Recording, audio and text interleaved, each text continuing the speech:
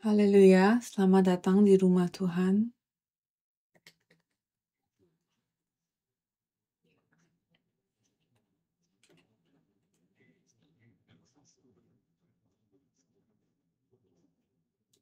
Hari ini saya menyesal tidak belajar Mandarin sungguh-sungguh di sekolah sampai hari ini, maka saya masih perlu penerjemah untuk Mandarin.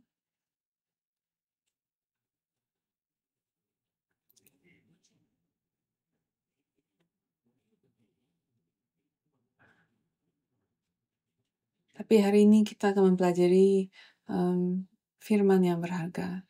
Dan kita telah mempelajari berbagai jenis persembahan dalam kitab Imamat.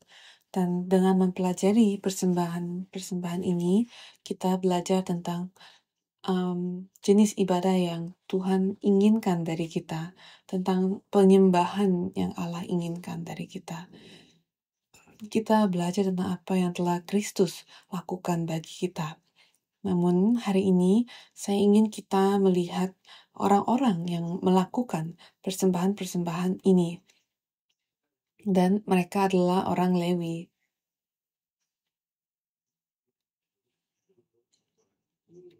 Dan dari kedua belah suku Israel, suku Lewi, Allah menunjuk suku Lewi untuk melakukan persembahan-persembahan ini dan melayani di kemah suci. Hanya orang-orang Lewi dapat melayani di kemah suci. Namun, suku Lewi dulunya adalah suku yang terkutuk. Lewi, leluhur mereka adalah seorang pembunuh massal.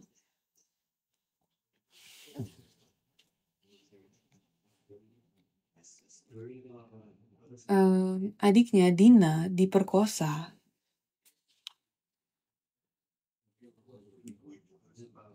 Dan yang melakukan pemerkosaan itu adalah pangeran kota yang mereka tinggali saat itu kan.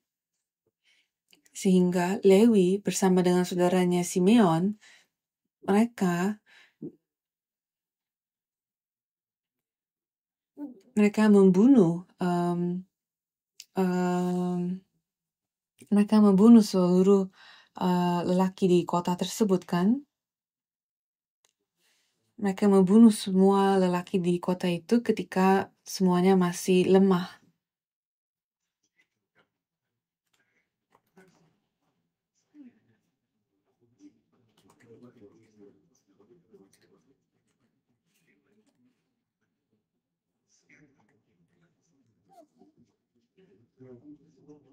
Jadi karena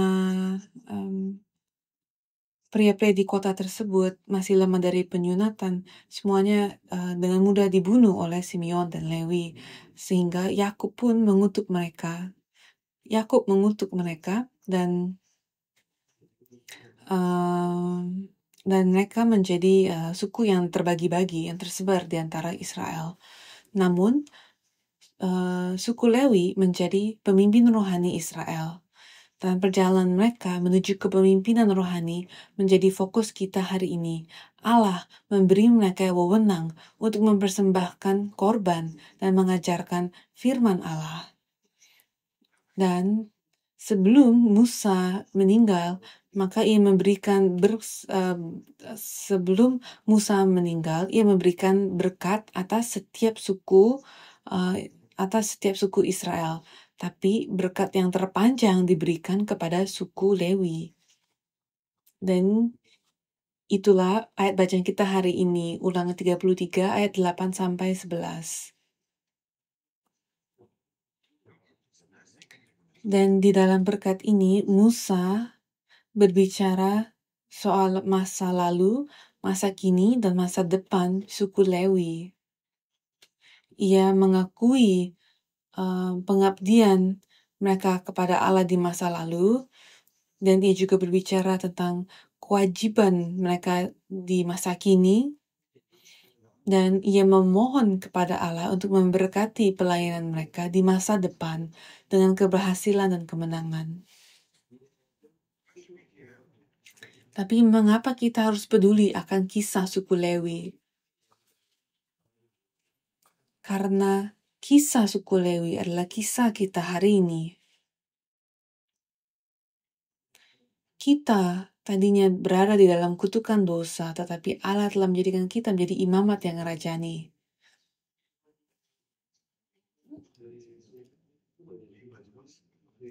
Dan kita seharusnya menerima upah maut, tetapi Allah telah menjadikan kita pengurus kehidupan kekal.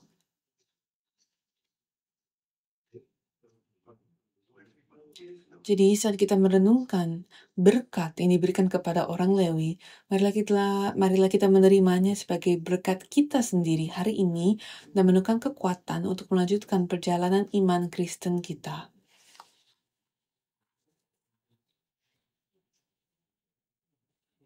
Amin. Jadi marilah kita lihat poin nomor 1. Jadi inilah judul khotbah kita hari ini. Berkat yaitu berkat terakhir Musa atas orang Lewi. Sekarang kita akan lihat poin nomor 1, yaitu wewenang orang Lewi di antara suku-suku. Coba kita lihat di Ulangan 33 ayat 8. Dikatakan tentang Lewi, ia berkata, biarlah Tumim dan Urimmu menjadi kepunyaan orang yang kau kasihi, yang telah kau coba di Masa. Dengan siapa engkau berbantah dekat mata air Meribah.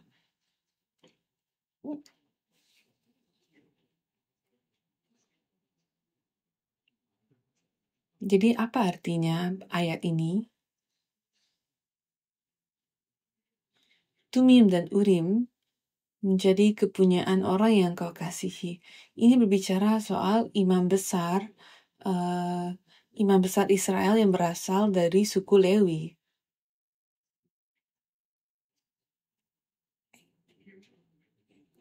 Dan Tumim dan Urim adalah dua batu yang digunakan untuk mengetahui kehendak Tuhan.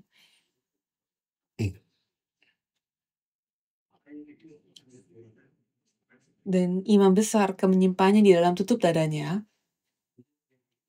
Dan ia akan mengajukan pertanyaan kepada Tuhan dengan dua kemungkinan jawaban. Tuhan, apakah ini ya atau tidak? Apakah ini A atau B? Jadi hal ini serupa dengan membuang undi. Dan Tuhan akan berbicara kepada mereka melalui batu-batu tersebut. Jadi apa artinya ini adalah bahwa suku Lewi telah menjadi duta-duta Allah bagi seluruh Israel.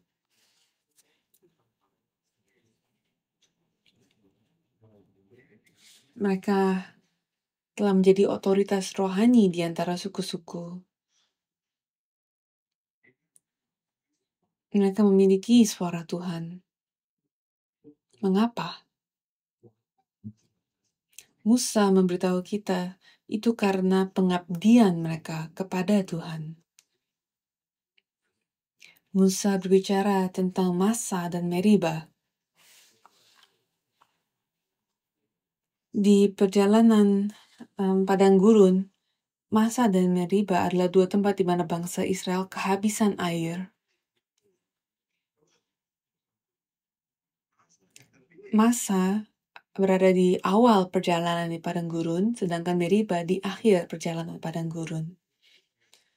Namun, sementara semua orang menggerutu di kedua tempat tersebut, suku Lewi, orang-orang Lewi, mereka tidak. Mereka berpegang teguh pada firman Allah daripada perkataan manusia, dan mereka lebih menghargai Allah daripada air. Namun, mereka juga lebih menghargai Tuhan daripada keluarga. Kita lihat di Ulangan 33 ayat 9 dikatakan, yang berkata tentang ayahnya dan tentang ibunya, aku tidak mengindahkan mereka.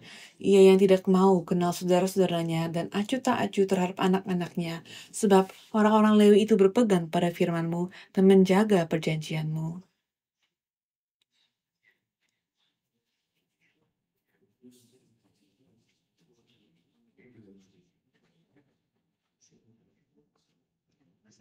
Dan ini membahas tentang peristiwa anak lembu emas dalam Keluaran 32.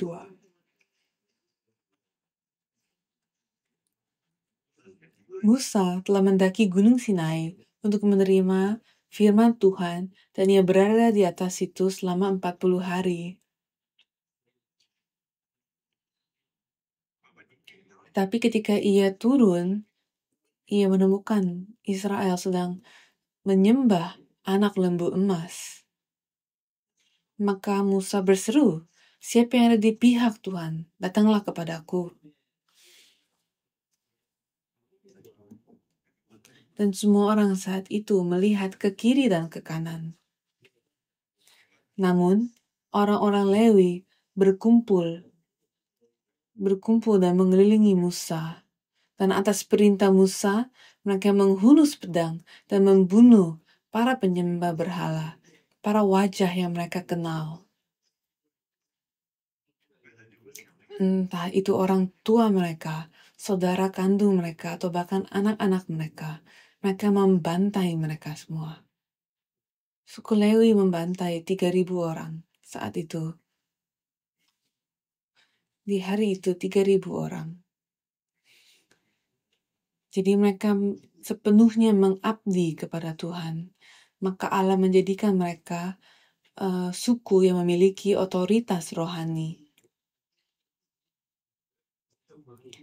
Apa artinya bagi kita? Hal ini penting bagi kita yang telah mempertimbangkan untuk melamar peran kepemimpinan di gereja, atau jika Anda sudah memiliki posisi yang berwenang di gereja.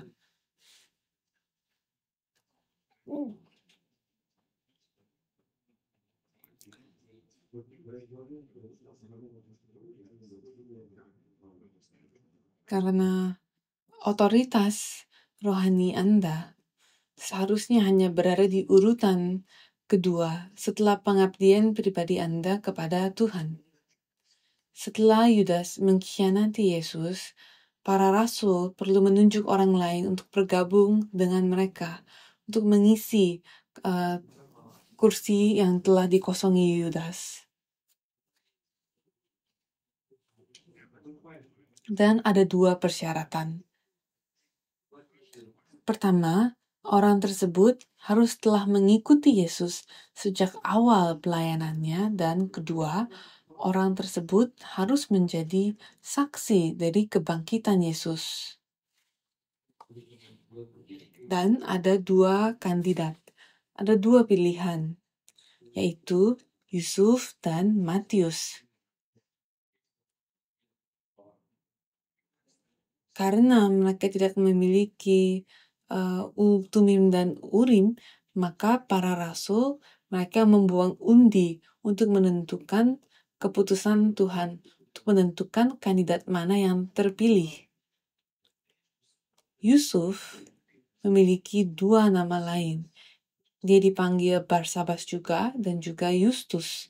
Jadi Yusuf memiliki 2 nama lain, yaitu Barsabas dan Justus. Barsabas berarti putra Sabat, dan Justus adalah nama Romawi yang berarti adil. Dan hal ini menunjukkan bahwa Yusuf dikenal sebagai orang yang berintegritas. Ia kemungkinan besar dikenal dan dihormati, dan baik di kalangan komunitas Yahudi maupun di kalangan masyarakat Romawi. Dan dibandingkan dengan Yusuf, Matius kurang mengesankan. Ia tidak memiliki gelar atau nama lain. Yang kita tahu hanyalah bahwa ia setia mengikuti pelayanan Yesus dari awal hingga akhir, dan ia mengabdi kepada Yesus. Dan siapakah yang dipilih Allah? Dari antara ini 2, dari antara Yusuf dan Matius, siapa yang dipilih Allah? Allah memilih Matius dan memberinya posisi otoritas tertinggi di gereja.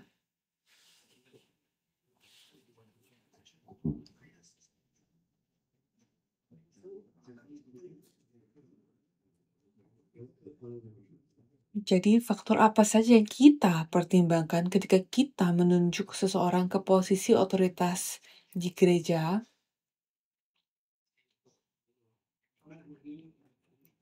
pengabdian kepada Tuhan seharusnya menjadi kriteria yang utama.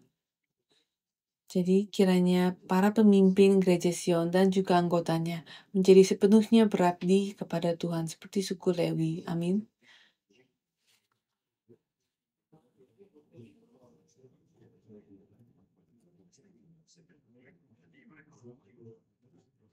Marilah kita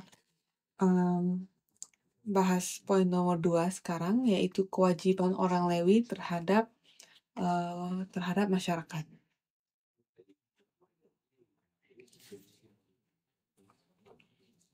Jadi kita akan bahas tugas-tugas orang Lewi.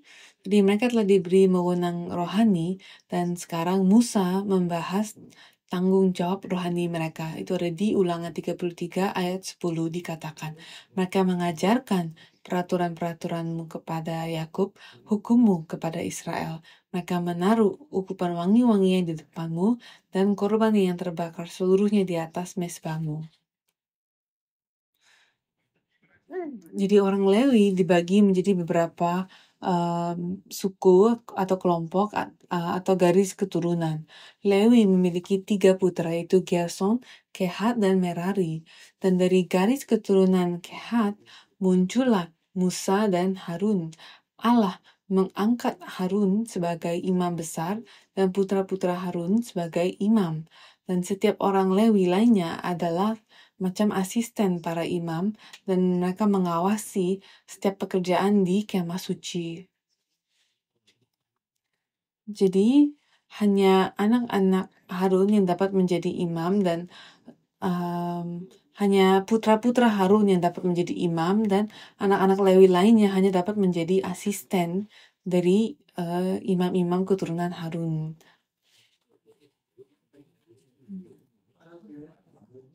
Namun, mereka semua memiliki tugas untuk mengajar firman Tuhan. Dan yang penting adalah bahwa orang Lewi tidak boleh menyampaikan pikiran atau gagasan mereka sendiri.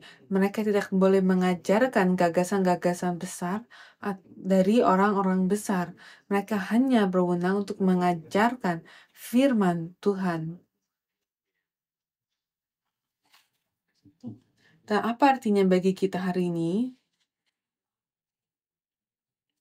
Orang apapun yang memiliki otoritas rohani dalam gereja tidak memiliki otoritas apapun selain otoritas yang dinyatakan di dalam firman Tuhan.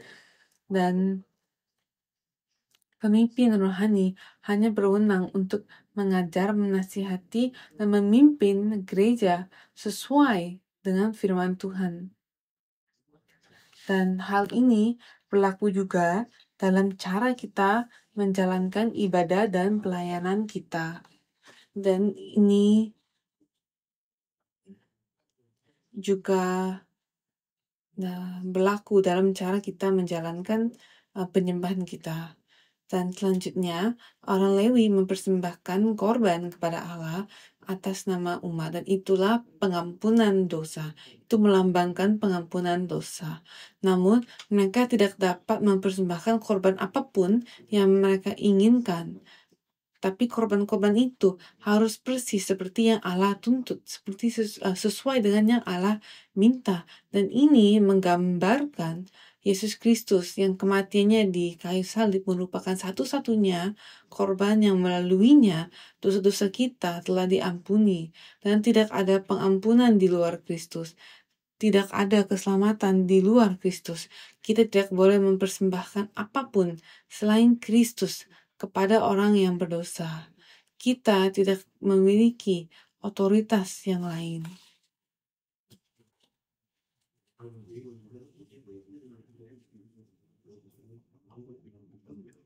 Jadi secara keseluruhan orang Lewi memiliki 2 tugas. 1, mereka harus mengajarkan firman Allah, dan mereka harus mempersembahkan pengampunan dosa. Ya, jadi 1 mengajarkan firman Allah, 2 mempersembahkan pengampunan dosa. Dan dengan mengajarkan firman Allah, mereka mengajar umat atau bangsa untuk hidup sesuai dengan standar kebenaran Allah. Setelah mendengar firman, maka umat akan bertobat dan dosa-dosa mereka mereka akan bertobat dari dosa-dosa mereka dan mempersembahkan korban kepada Tuhan. Jadi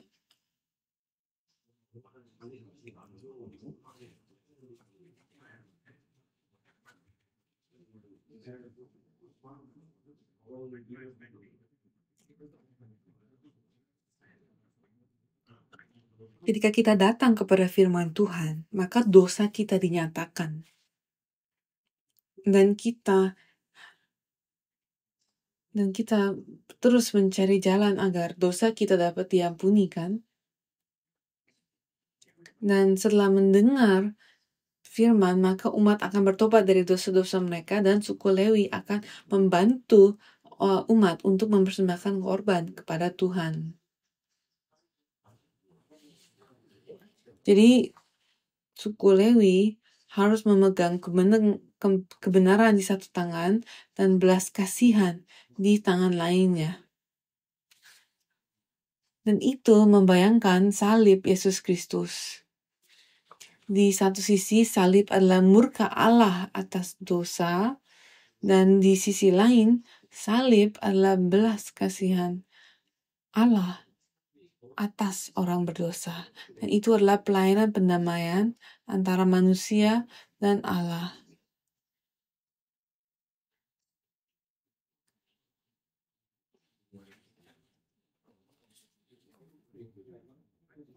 Dan Alkitab mengatakan bahwa kita juga telah menerima pelayanan pendamaian, kan?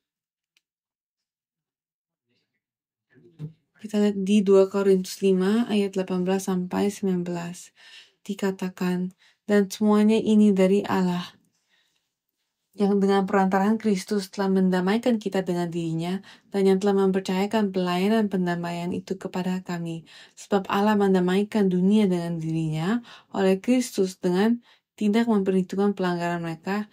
Ia telah mempercayakan berita pendamaian itu kepada kami. Jadi bagaimanakah kita dapat melakukannya? Pertama, kita perlu tahu apa yang dikatakan oleh Alkitab. Lalu, kita harus dapat bisa menjelaskannya kepada orang lain, dan melalui firman Tuhan kita dapat mengarahkan orang-orang kepada Kristus agar mereka dapat melihat dosa mereka dan bertobat darinya.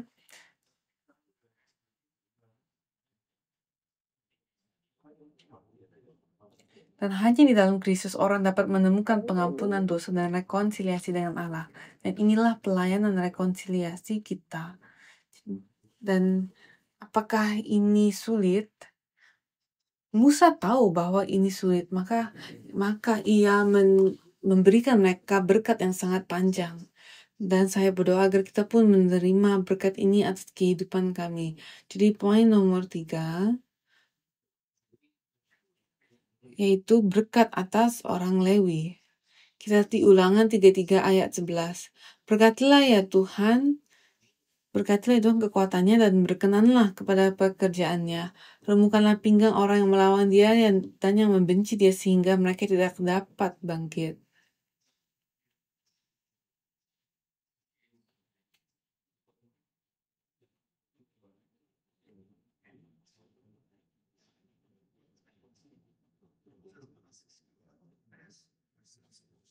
Jadi jadi Musa memohon kepada Tuhan agar memberkati kekuatan mereka. Dan kata kekuatan yang digunakan di sini di ayat 11 ini adalah hayil yang berarti kekuatan, kuasa atau keberanian. Dan di sini kata tersebut merujuk kepada apapun yang dibutuhkan orang Lewi untuk memenuhi pelayanan mereka. Jadi Musa minta agar Tuhan menerima pekerjaan, menerima pelayanan dari hasil tangan mereka. Dan kita mungkin memiliki tim penyembahan yang besar, gedung yang besar, jemaat yang besar, tetapi jika Tuhan tidak menerima ibadah kita, meskipun semuanya sepertinya sempurna, maka percuma.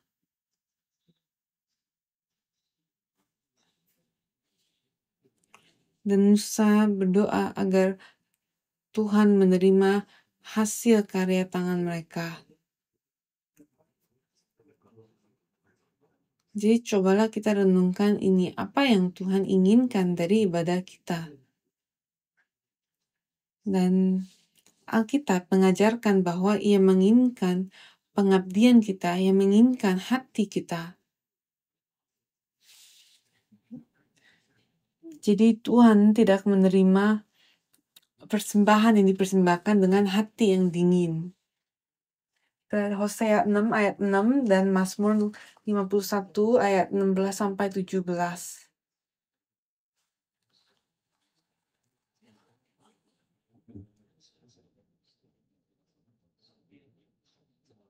Di Hosea 6 ayat 6 dikatakan, sebab aku menyukai kasih setia dan bukan sembelihan, dan menyukai pengenalan akan Allah lebih daripada korban-korban bakaran. Dan ini membawa kita kembali kepada poin pertama kita, yaitu tentang pengabdian kita kepada Tuhan, pengabdian kita kepada firman, dan pengabdian kita kepada umat Tuhan.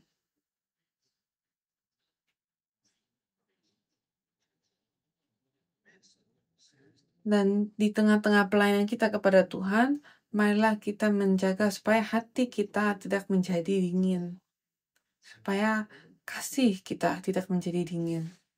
Dan Yesus mengajarkan bahwa Tuhan adalah roh dan mereka yang menyembahnya harus menyembahnya di dalam roh dan kebenaran.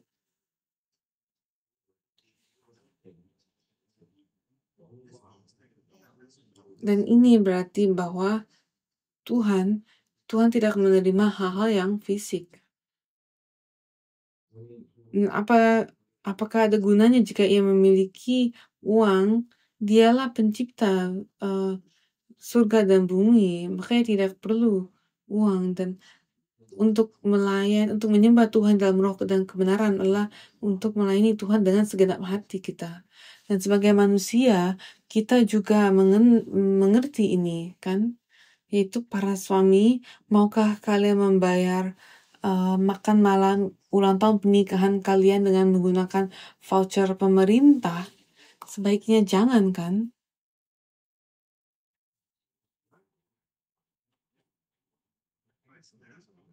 Dan demikian pula, marilah kita mempersembahkan diri kita kepada Tuhan dengan tulus dan integritas. Biarlah ya itu menjadi sebuah pola, sebuah kebiasaan di mana kita bertanya kepada diri sendiri setiap kali mau ke gereja, mengapa saya ke sini? Dan pendeta Abraham Park, dia pernah pendeta Abraham Park biasa menyarankan untuk datang lebih awal ke tempat ibadah dan berdoa sebelum kebaktian dimulai. Dan tempat ibadah adalah tempat di mana kita membuat hubungan-hubungan yang manusiawi. Dan kita dulu melakukan ini banyak tahun yang lalu, ya.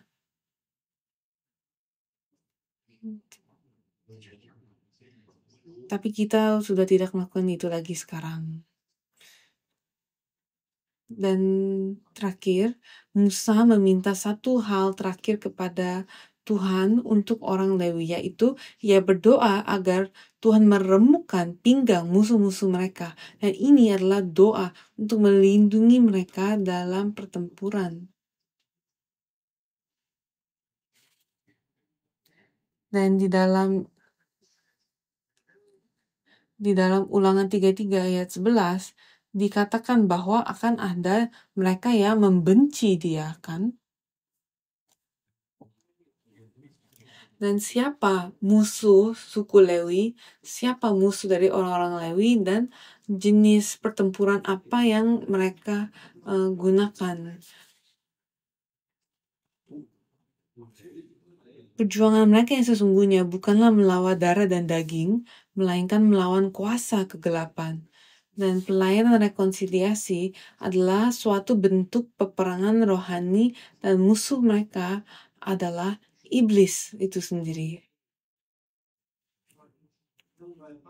Dan dia juga adalah musuh kita. Karena setan ingin menjauhkan hati kita dari Tuhan dan Dia tidak ingin kita menerima janji yang jauh lebih besar. Maka ia mau membuat kita lupa dan membuat kita sibuk dengan hal-hal lain. Maka kita harus berbakti sepenuhnya kepada Tuhan. Dan bagaimana caranya? Suku Lewi adalah suku yang tersebar di antara suku Israel dan mereka tidak memiliki keturunan apapun tidak memiliki keturunan apapun yang dapat mereka warisi, dan mereka tidak memiliki tempat yang dapat mereka sebut sebagai rumah. Tetapi Tuhan telah memberikan kepada mereka janji yang lebih besar.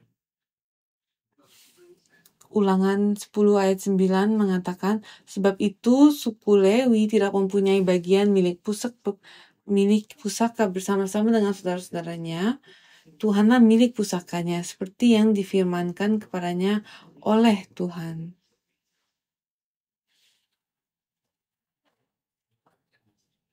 Dan apakah kamu sendiri telah menerima berkat ini? Amin. Kita telah menerima pekerjaan yang sulit. Tetapi kita telah juga menerima upah yang jauh lebih besar. Dan Tuhan adalah warisanku dan bagianku. Apa gunanya bagiku untuk mendapatkan harta yang duniawi? Aku akan mengumpulkan harta di sorga.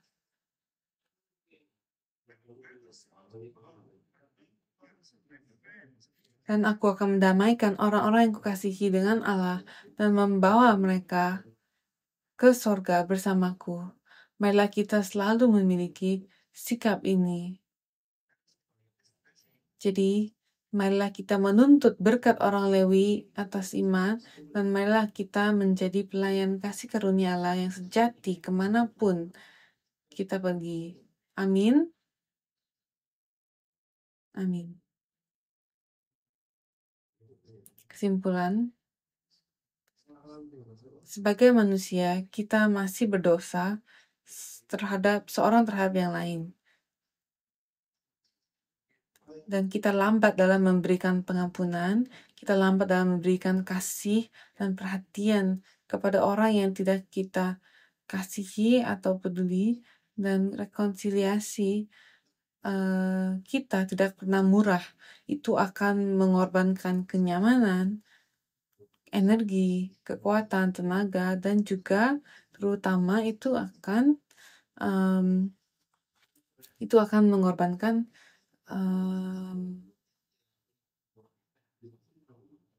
harga diri kita. Dan bagi Yesus, dia mengorbankan nyawanya. Dan dapatkah kita mengikuti teladan Yesus? Sekarang saya ingin menutup khotbah saya hari ini dengan sebuah waktu perenungan. Apakah Anda memiliki hubungan dalam hidup Anda yang membutuhkan rekonsiliasi? Saya ingin Anda memikirkan satu orang dan ingatlah orang itu. Orang itu berdoa bagi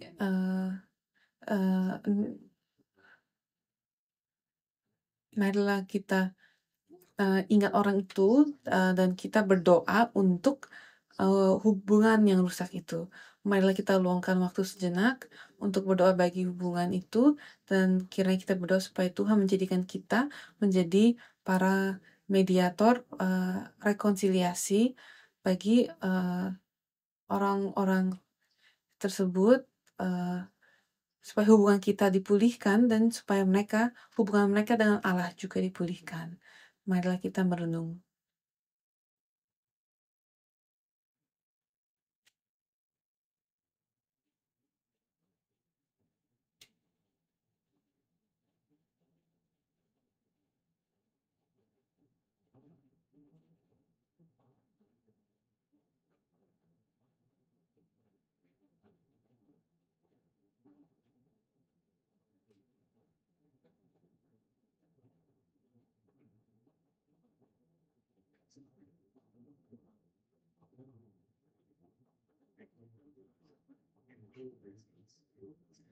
Marilah kita berdoa.